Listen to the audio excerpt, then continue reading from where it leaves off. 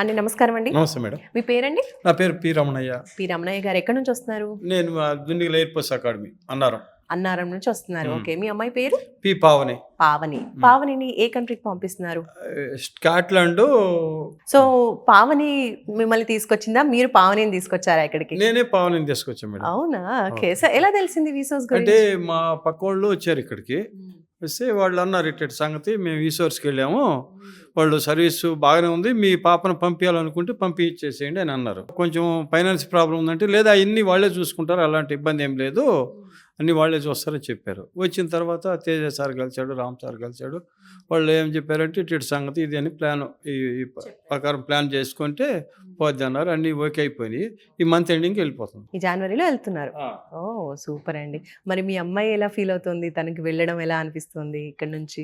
మా అమ్మ వాళ్ళ ఫ్రెండ్ ముంగడు పోయిందో, వీళ్ళే పంపించారు, జానవి నాయుడు అని, వీళ్ళు మనోళ్ళే పంపించారు. ఇద్దరు ఒకే బెంచ్ అన్నమాట, స్టూడెంట్స్ కానీ ఇదంతా.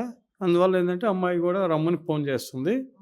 అంటే రూమ్ గేమ్ అన్నీ ఓకే ఉన్నాయి, అకామిడేషన్ అంతా ఓకే ఉంది, తొందర రండి.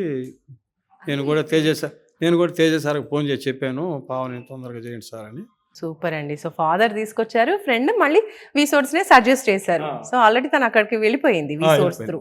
ఓకే. సో మరి ఫైనాన్షియల్ ప్రాబ్లం అన్నారు, మరి ప్రతి ఒక్కరు కూడా మిడిల్ క్లాస్ వాళ్ళు బయటకు వెళ్ళాలంటే లోన్ తీసుకోవాల్సిందే. మీ అమ్మాయి పావనికి ఎడ్యుకేషన్ లోన్ ఎంత శాంక్షన్ అయిందండి? 41 లక్షలు అయింది. ఇప్పుడు 41 లక్షలు అంటున్నారు, దానికి ఏమైనా ప్రాపర్టీ షూరిటీ ఏమైనా ఏం పెట్టారా? లేదు మేడం, స్టూడెంట్స్ మీదనే ఇచ్చారు. ఓకే. నాన్ కొలాటరల్ లో ఇచ్చేసారు లోన్ కూడా. సూపర్ అండి. లోన్ కోసం బ్యాంక్ ఏమైనా వెళ్ళారా? ఇక్కడ ఏ బ్యాంకింగ్ లేదు, ఏం లేదు, వీళ్ళే చూసుకున్నారు. ఇక్కడే చూసుకున్నారు, వీళ్ళే చూశారు. మేమే చూస్తామని చెప్పారు కూడా. రాగానే అడిగితే పరిస్థితి ఏంటంటే ఫైనాన్షియల్గా ఇబ్బందులు అయినా ఉంటాయి కదా, అది ఇది అని అంటే వాళ్ళు ఏం చెప్పారంటే ఫైనాన్షియల్ ఏం లేదు, మా కాడికి రండి, మీరు నమ్మకంగా మీ వాళ్ళు పోయి ఉన్నారు కాబట్టి మేము పంపిస్తామని చెప్పారు.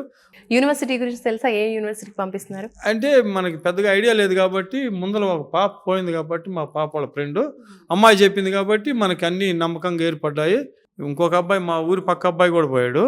అబ్బాయి ఎప్పుడో ఒకసారి ఫోన్ చేస్తాడు, కానీ ఈ అమ్మాయి అయితే ముడికి డే బై డే ఫోన్ చేసి అంకుల్ ఎంతవరకు వచ్చింది, లోన్ ప్రాసెస్ అన్నీ అయిపోయినాయా లేదా నేను అన్ని అడుగుతూనే ఉంటుంది. ఓకే. సో మొత్తానికి ఎలా అనిపించింది విసోర్స్ త్రూ అమ్మాయిని బయటికి పంపించడం? ఈ సోర్స్ వాళ్ళు సర్వీస్ బాగానే చేస్తుంటారు, ఆ ఇబ్బంది ఏం లేదు. వాళ్ళు ఏంటంటే వాళ్ళు డాక్యుమెంట్స్ నమ్మొచ్చు, రావచ్చు అంటారు.